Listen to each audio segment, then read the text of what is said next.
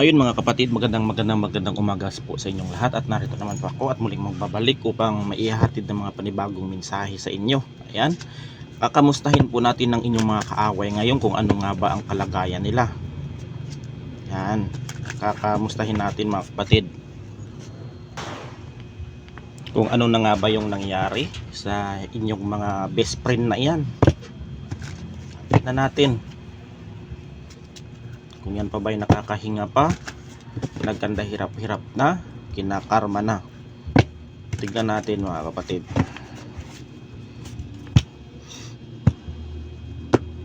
Kukuha lang tayo dito ng siyam na baraha.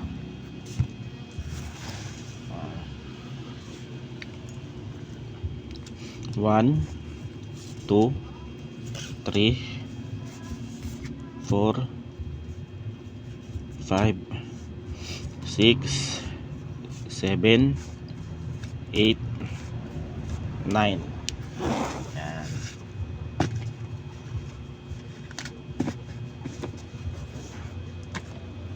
Anong na nga bang nangyayari sa inyong mga kaaway? Collective, sa mga makakaresonate lamang po. Unang-una, self-esteem, self-worth at ego. Ang iyong mga kaaway na ito ay tahimik na nagmamasid. Yan. Kung ano yung mga pinagagawa mo, tinitignan ka lang, maaaring ini-stalk ka nito sa Facebook, sa iyong social media account, sa iyong mga pinagagawa, itong mga kaaway mo. Yan. Parang palihim kang binabantayan ng mga taong ito na hinihintay kang magkamali sa iyong ginawa. Yan. Mabuti man yan, ang gusto kasi nila na hihintayin ka talaga nilang magkamali sa iyong mga ginawang kabutihan. Ayan. Yun yung mga taong ayaw na ayaw sa iyo. Ayan. Yun yung mga kaaway mo, mga basher mo, mga taong may galit sa iyo, naiinggit sa iyo, sinisiraan ka. Yun yung mga pinagagawa nila. Laging itong nakamasid, nakatingin, nakasubaybay, nakasunod. Yan. Sa iyo, maaari sa social media account, kung ano man yung mga pinagagawa mo. Itong itong jackpot, fortune at saka reward. Yan. Ito yung ayaw na matanggap ng mga kaaway mo. Yan. O baka ikaw ay manalo sa kung anumang lottery. Yan, ayaw ka nilang makikitang nagkakapera, ayaw ka nilang nakikitang umaasenso. Yan, ayaw ka nilang nakitang magkakaroon ng iyong stable na pinansyal nitong mga nakakaaway mo. Kaya pag alam nila na kung ano man ang iyong pinagkakakitaan, hinaharang nila dito mga kapatid. Maaring hinaharang nila, sinisiraan ka rin sa mga kapwa sa mga tao. Yan, nakikita ko dito. Yan, ayaw nilang makakaangat ka sa kanila kasi natatakot silang baka masapawan mo. Yan, ito yung ayaw nilang nakikitang nagkakaroon ka ng pera. Yan, ang gusto nila magkanda hirap-hirap ka.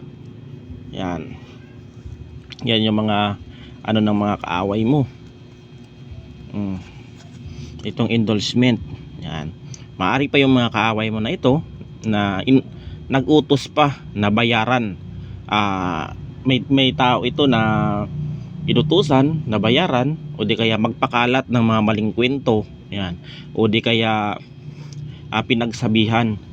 May isa siyang taong pinagsabihan na magkalat siya ng kwento para masira ang iyong pagkatao, ang iyong reputasyon, yan, ang iyong karir, ang iyong trabaho. Nagbayad ito mga kapatid, yung taong ito na iyong kaaway, na siraan mo si ganto, siraan mo si ganyan. Gawin mo lahat para iwasan siya ng tao, gawin mo lahat para mapasama siya. Yan, parang yung inutusan niya, hindi naman sa sinasabi ko dito na papatayin ka, babarilin ka, o di kaya gagawan ka ng masama. Ang nakikita ko lang dito, nag-utos siya ng tao para siraan ka sa iba. Siyempre naman mga kapatid, pag ang ibang tao naman kasi mga kapatid na magsabi nun, ay talagang yung mga walang kaalam-alam maniniwala talaga. Ayun, ito yung inutusan niya ng isang tao na yung nakakaaway na yan, na ikaw ay siraan dito. Yan. Pero darating din ang araw nito mga kapatid, ang naano ko dito, makukonsensya itong naninira sa iyo. Makukonsensya ito. Dahil alam niyo kung bakit? Dahil nakikitaan ka naman niya ng ugali na wala ka namang ginawa sa kanya na masama. Kaya itong taong ito ay tatanggi na sa pinagagawa niya. Ang gusto kasi nito mga kapatid, nakikita ka ng iyong kaaway na naghihirap ka, gumagapang ka sa hirap, wala nang tutulong sa iyo, o di kaya hindi ka napapansinin ng iba, o di kaya mga kapatid, iiwasan ka ng lahat. Yan, itong taong ito, gagawin niya talaga ang lahat para makita kang lugmok o nahihirapan. Yan. Ayan, dadating din ang justice mga kapatid. Itong mga pinagagawa nitong taong ito ay magkakaroon ka nito ng katarungan dito.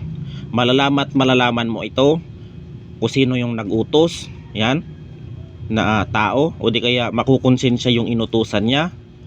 Magkakaroon ng katarungan dito mga kapatid sa pinaggagawa ng iyong mga kaaway. Malalaman mo ito. Kung sakaling malaman mo man yung sitwasyon, ang masasabi ko lang, wag ka na lang maghiganti. Yan ang masasabi ko. Wag ka na lang maghiganti. Ayan yung masasabi ko lang sa inyo. Kung papatulan mo yan mga kapatid, mas lalong ikaw ang mapapalabas na masama dyan.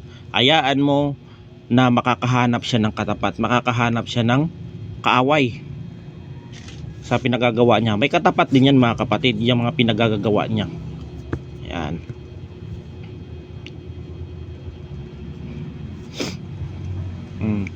Daydream. Yan. Ang iyong mga kaaway na ito ay laging nag-i-imagine itong mga kaaway mo na sana malugmok ang taong ito, malugmok yung kaaway ko. Yan yung sinasabi ng iyong mga kaaway. Parang lagi niyang minamanifest na ikaw dito yung magmukhang nahihirapan sa sitwasyon ninyo, itong taong ito. Pero malabo itong mangyari mga kapatid, malabo itong mangyari. Ang niya lang, imagine niya lang ito mga kapatid, na ikaw ay mapapabagsak niya, pero hindi ka pababayaan ng ating Panginoon dito. Yan, hindi ka papabayaan.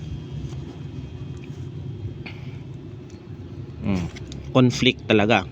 Itong mga kaaway mo na ito ay siguro nagtalo kayo, may nakapagbitaw ka sa kanya ng hindi maganda, na dinamdam niya talaga, na grabe na talaga yung parang yung maliit lang na issue pinalaki niya mga kapatid, hanggang sa kung ano-ano na yung pinagsasabi niya sa mga tao. Yan, hanggang sa nasira yung reputasyon mo, hanggang sa nalaman mo. Yan, syempre ikaw naman siguro didepensahan mo rin yung sarili mo, kasi nga hindi din naman maganda yung pinagagawa niya sa iyo. Yan, gusto ka nitong saktan, gusto ka nitong gulpihin, gusto ka nitong mga kapatid, gusto ka nitong gawan na talaga ng hindi maganda. Pero alam niya mga kapatid na hindi ka kaya ng taong ito, kaya ang ginawa niya, gumamit siya ng isang tao, yan, na babayaran niya upang sirain ang reputasyon mo, ang karir mo, ang trabaho mo, kung ano man yan, para iwasan ka ng mga taong nasa yung paligid. Yan. Ito mga kapatid, kung itong taong ito ay hindi titigil, itong taong ito sa kakapanira sa iyo, yan, at one time malaman man ito ng iyong kamag-anak, malaman man ito ng iyong pamilya, at lalong masasaktan sila, baka may kalalagyan itong taong ito na naninira sa inyo. Yan mga kapatid, siyempre sino ba namang tao na maririnig ng kapamilya mo, kamag-anak mo na ganung klaseng paninira yung ginawa sa'yo? Siyempre kakampi yun sa'yo, lalo't lalo naman kung nakikitaan naman nila na wala kang ginagawa sa kanya. Maaaring ang pamilya mo ang gaganti dito sa taong naninira sa'yo. Yan ang nakikita ko dito. Kung hindi niya ititigil ang mga paninira niya laban sa iyo, maaring tutulungan ka ng mga pamilya mo dito. Pag narinig ng mga kapamilya mo na sinisiraan ka, yan, kung hindi niya ititigil ito, yung taong naninira na ito, yung taong nagbabayad upang masira ang reputasyon mo o pagkatao mo, mapapahamak ito mga kapatid. Mapapahamak ito kung hindi siya titigil sa kapapanira sa iyo. Pamilya mo dito ang gaganti sa taong ito. Yan. Minsan kasi mga kapatid, ang paninira kasi mga kapatid, yan po ang pag ang bunganga po kasi natin ay masyado pong matabil. Yan. Lalo't lalo na kung yung mga pinagsasalita nila ay wala namang wala namang kapatunayan. Yan ay talagang pag nalaman ng taong sinisiraan nila ay mapapahamak sila dyan. Okay lang sana kung ako kumprontahin, kung gagantihan sa ibang klaseng pamamaraan ay mangangamote sila dyan. Yan. Kaya pag-isipan po natin ang bawat bigkas ng ating mga bibig o dila, dahil napakaano po, hindi po maganda po kuminsan pag hindi po magandang lumalabas sa ating bibig. Yan po ay nagbibigay ng kapahamakan sa atin. Yan. Kaya dapat kung ano man ang ano mo, itikom mo na lang. Yan, para wala kang kaaway, wala kang walang magagalit sa iyo. Yan. Kasi sa panahon ngayon, pag marami kang kaaway ay iiksi ang ano mo, iiksi ang daan mo. Yan, kasi sa bawat barangay, sa bawat bayan, sa bawat kung saan man may kaaway ka, iiksi ang daan mo mga kapatid. Yan. Sa totoo lang mga kapatid, mas maganda na marami kang kaibigan kaysa maraming kaaway. Yan lang ang masasabi ko.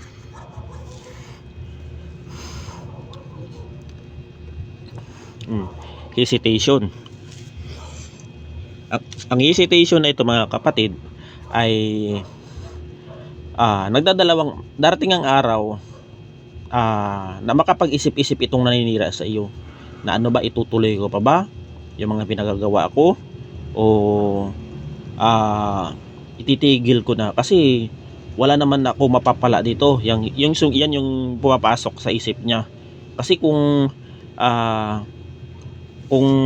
pinapansin ako nitong taong ito, di kukumprontahin ako nito, parang hinahayaan lang niya ako. Parang yung taong ito, darating ang araw, makapag-isip-isip na ito na ititigil niya na yung paninira niya sa iyo ng kaaway mo na ito. Yan, titigil na ito. Darating ang araw. Kasi alam na alam niya pag ito'y nakarating sa iyong pamilya, at lalong lalo na't nalaman ng iyong pamilya na wala ka namang ginawa sa kanya at nakarating doon yung chismis o issue na yan, baka makatikim ng gulpi di gulat, o baka hindi lang siguro gulpi ang maano nito. Sa panahon ngayon, iba na ang buhay, iba na ang mga tao ngayon. Dati kung may mga problema ang bawat isa, napapag-usapan pa. Ngayon hindi, iba na. Yan. O blind. Kung ano man yung mga paninira niya sa iyo, yan, kung ano man yung ginawa niya sa iyo, magbulag-bulagan ka na lang. Kasi wala ka namang mapapala dito kung papatulan mo ito. Kung papatulan mo ito, wala ka na ring pinagkaiba sa kanya pag yung taong ito ay pinatulan mo. Masasabi ko lang dito, ipagpasa Diyos mo na lang na sana darating man kung ano man yung ginawa sa iyo, darating din ng araw, gagawin din ng ibang tao sa kanya yan. Yan ang ko lang. At darating ang araw, kung makakahanap rin ng taong makakatapat niya yung mga taong gumawa sa iyo ng hindi maganda. Yung gusto kang saktan, darating ang araw, makakamtan mo rin ang katarungan dito. Ayan lamang po mga kapatid, at hanggang dito na lang, at God bless us all.